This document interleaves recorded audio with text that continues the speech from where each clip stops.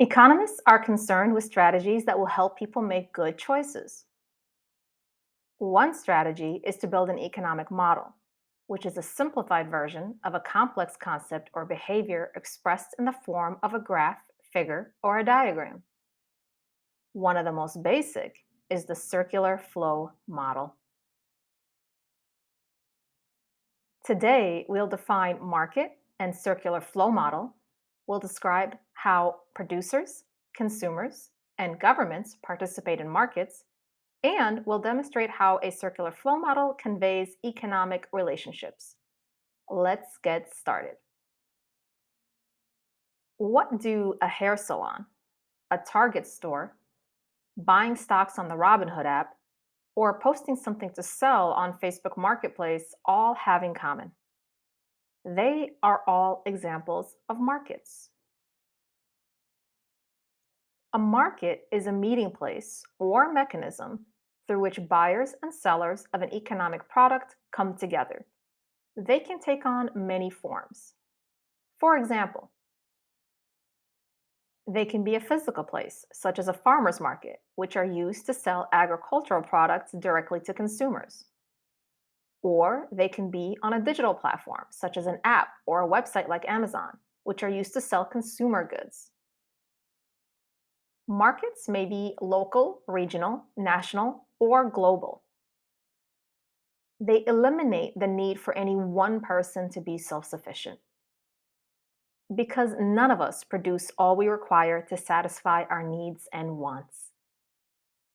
You probably didn't grow your own cotton plants, process that cotton into cloth, or weave that cloth into the shirt you're wearing. Instead, you purchased your shirt at a store. Markets allow us to exchange the things we have for the things we want. We can represent exchanges that take place within the economy in a diagram called the circular flow model.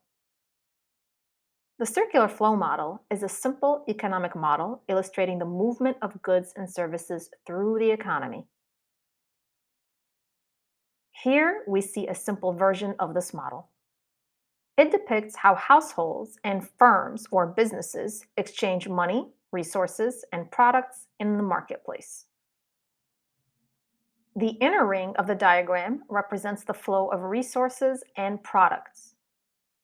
The outer ring represents the flow of money. In the lower half of the model, firms purchase factors of production from households.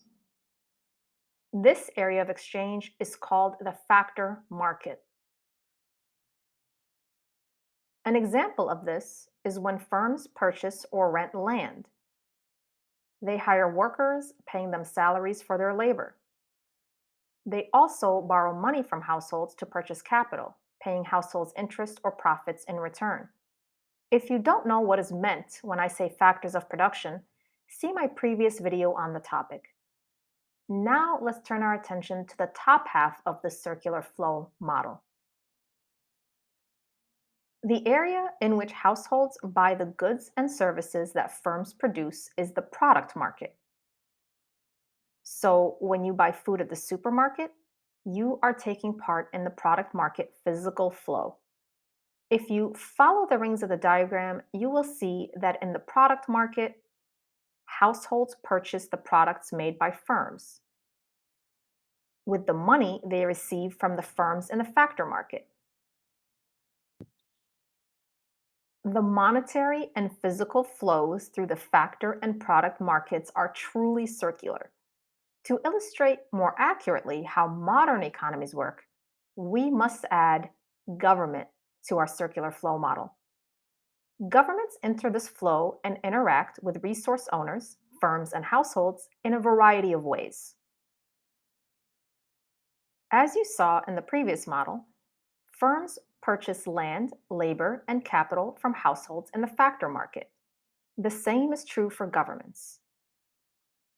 For example, the US government pays nearly 3 million employees over 150 billion a year for their labor. State and local governments also employ large numbers of people. Every time a police officer gets a paycheck, a local government is buying labor in the factor market. The same is true of federal workers like park rangers, scientists, or custodians who clean the halls of Congress. Like households, governments purchase goods and services from firms in the product market. Government offices need desks and computers.